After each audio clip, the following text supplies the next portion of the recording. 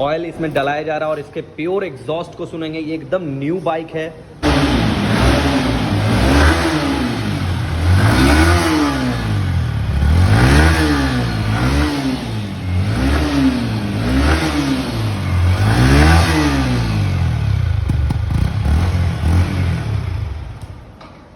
तो आपने सुना कितना शानदार आवाज़ है भाई। इसके इंस्ट्रूमेंट क्लस्टर को देख लो, कितना ज़्यादा प्यारा कलरफुल इंस्ट्रूमेंट क्लस्टर है। मुझे बहुत प्यारा लगता है। आपने इसके रॉ साउंड को सुना, रॉ साउंड कितना प्यारा है।